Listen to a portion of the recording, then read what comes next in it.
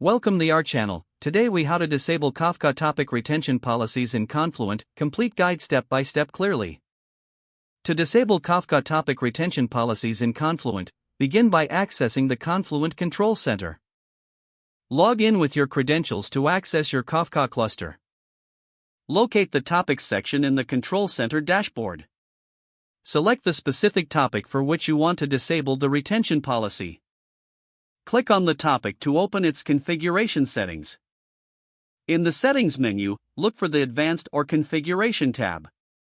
Find the retention-related settings, which are typically labeled as retention.ms and retention.bytes. To disable the message, if there's a retention.byte setting, you can also set that to -1 to disable size-based retention.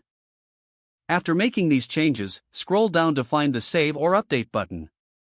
Click this button to apply your new settings to the topic. Once the changes are saved, return to the main topics list to confirm that the settings have been updated. You can also verify the changes using the command line tool for Kafka.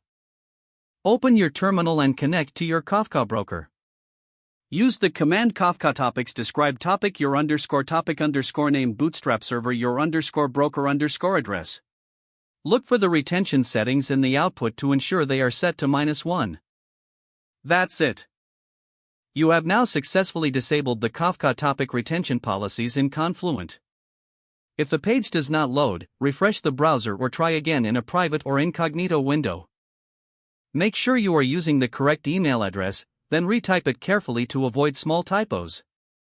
If your password is not accepted, use the reset option and create a new strong password you can remember. Check your spam folder for verification or security emails, then complete any requested confirmation steps. Enable two-factor authentication if available to improve account security and reduce unauthorized access risk. After signing in, review your profile details so your contact information and settings are accurate and current. If you see an error message, note it down and try again after restarting your device and internet connection. Log out when you finish, especially on shared devices, to keep your account and payment information secure.